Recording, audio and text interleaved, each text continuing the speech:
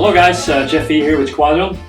In today's chapter of our online build of the Mosquito, I will talk a little bit more about applying a top coat, the different ways to do it. I also will explain about applying a coat of flat varnish. So let's get at it.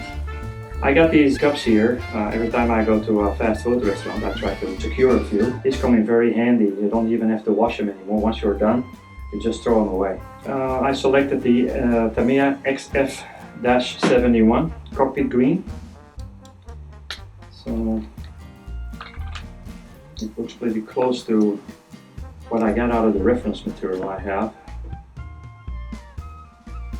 And eventually, once we put our weathering techniques on there and we put a wash over it, it will turn out just the way I want it to. Again, we add a little bit of thinner to it, although it's already very thin. I always like to get a little bit of extra on there. The thinner you make it, at the end of the day it might be a little bit more work to apply the color, but I rather work in thin layers than in one big heavy coat. It's not really necessary to do a thorough job in flushing the base coat out of there, since you're applying another one on top of it. But just in case, to get most of the dark out of there, I rinse it through or flush it through a few times. It seems to work pretty good.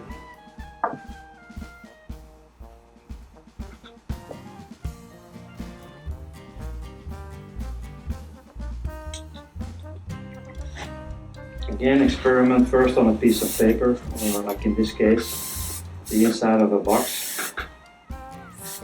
For the second coat, the lighter coat, don't go full throttle in there. I mean, my suggestion would be to start with a very narrow nozzle opening, and then whenever you get comfortable with it, you can make it a little bit wider so you cover more area.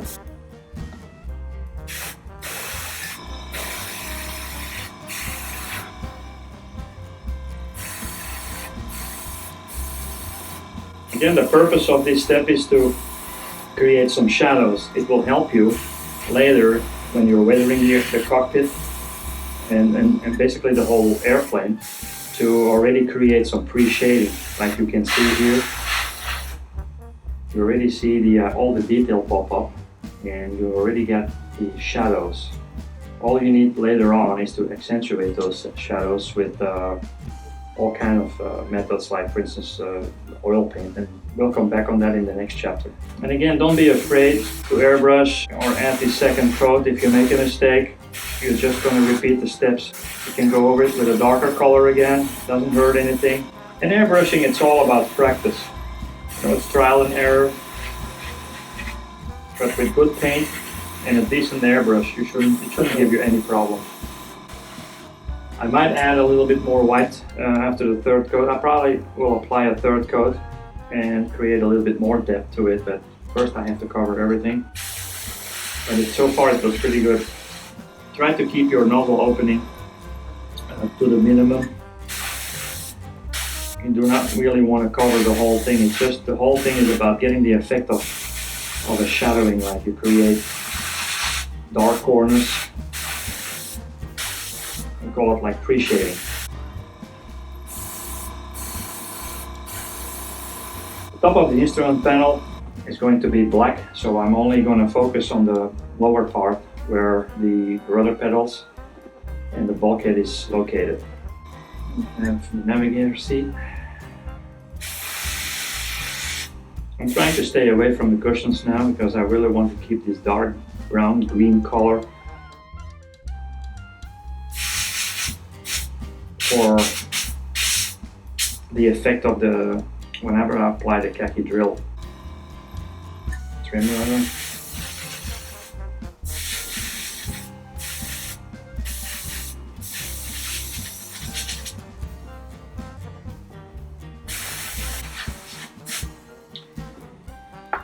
So that's about it. I think I got everything covered so far. I'm gonna add another layer, a very thin layer, and only in certain areas to give it a little bit more depth. And that's, I'm adding the same color. I'm going to use the same color, but I'm going to add a little bit of yellow-green to it, and maybe some white.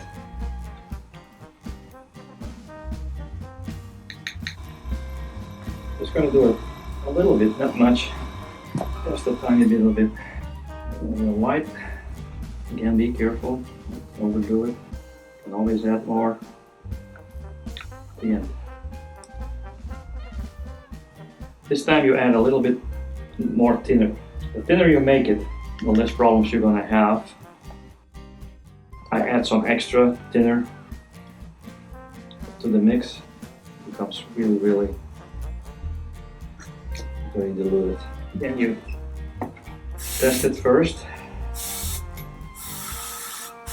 This time you really reduce the opening of the nozzle to a minimum, to an absolute minimum, because you're only going to reach small areas. You have to be selective during the last step.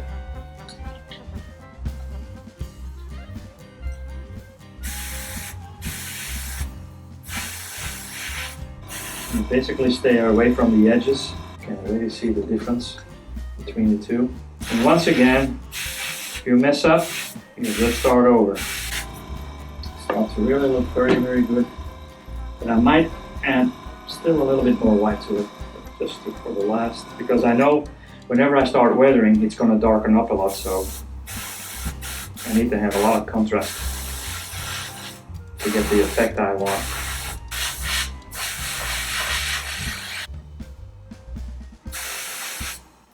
Covering up the last bulkhead. Now that I covered all the pieces I wanted, now I'm going to be very selective, and I'm going to add a little bit more white to the color. Not much, but as I stated before, during the weathering, with all the applying of the washes and the oils, everything will darken. So to prevent that, or at least to keep some of the contrast, I will add some more white, and be very careful where what areas we should cover. I'm not going to add any more thinner to it.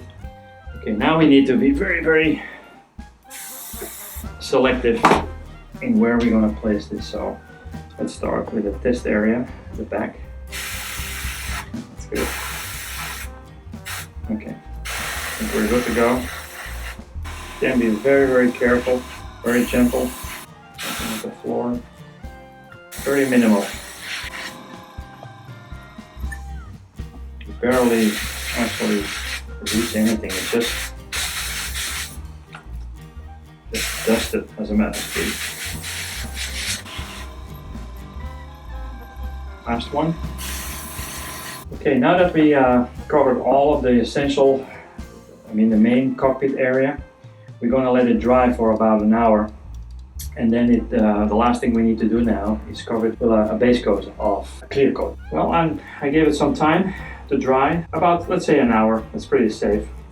So the final thing we need to do now is to put like a layer of clear coating on it. Now there is some controversy amongst modelers. Some like to do the clear coat. Some say it's not necessary. Personally, I prefer to do it because I know that I'm going to use a lot of different mediums for weathering, so I would like to be sure and not surprised that once I start weathering that the paint will dissolve or come off. I'm going to add one more layer to it. I come up with the Vallejo polyurethane satin varnish. The Vallejo has this in 3 different finishes: the flat varnish, the satin varnish, and the gloss varnish. A flat varnish, if you have a bottle around, that will work too, but personally I like the satin. It's not really that glossy or semi-matte. It is really a little satin, and it makes also the surface a little smoother. I use this on all my projects, in and out. I do the cockpits, or whenever the model is finished, I have to put a final coat to cover the decals. In my paint work, I use the satin. Another one is the airbrush thinner. There are different kind of acrylic paints.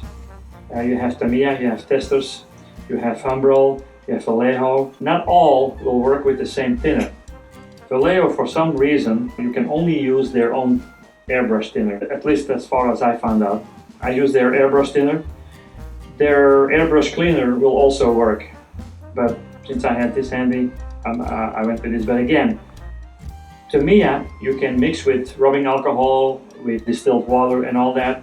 Vallejo, as far as to my knowledge, you can only dilute with their own airbrush thinner or airbrush cleaner. Again, if you have one of those cups ready, shake it very well. I'm adding like a 50-50 kind of a mix. Doesn't have to be all that thin, but it doesn't have to be all that thick either. So let's say make it a ratio of 50-50.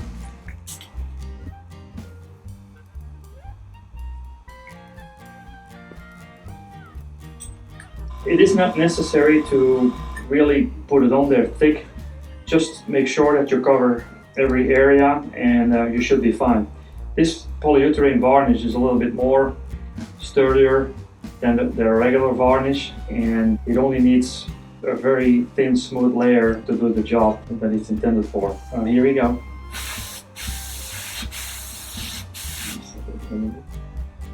It's also very important to do it in streaks and not in one spray. You just make different movements back and forth. Sometimes you have to hold it to the light because this varnish also dries very fast. I mean, it will be dust dry. It's not safe to work on, but it will become dust dry pretty quick. Sometimes when you're in one corner, the other corner is already dried and you're not sure. Always make sure that when you spray paint this or when you put in the layer on, that you hold a little bit to the light so you can see the light reflection and you know where you're at. It dries up pretty quick and it's very durable. And on top of it, it's very thin. So it's not like that you look at it at the end and you have this big blob of varnish on top of it. Now it really applies very smoothly and dries up very smoothly. Varnish has also the advantage of whenever it dries up, if you have some glossy spots or here and there, it will really form a uniform layer. All your work in your paint job will pop out. Again, I'm spraying under, the pressure that I use is about 15 psi. Doesn't really need much. And that's about it. Now all we have to do is let it dry, preferably, it all depends how in a hurry you are or how rushed you are. Let it dry at least 24 to 48 hours, just in case. I have to be absolutely sure that the varnish, the layer of varnish is absolutely dry. I'm going to put it away for about 48 hours. In the meantime, I can do some other stuff. As far as the cockpit is concerned, this was the last step we needed to take before we can start weathering. Well guys, that was it as far as painting the cockpit, as far as airbrushing the cockpit. I hope you enjoyed it. Hopefully you learned something. If by any chance I forgot to mention something or you have an extra question, as you know, please go to our website, click on our help desk, and I'll try to help you as good as I can.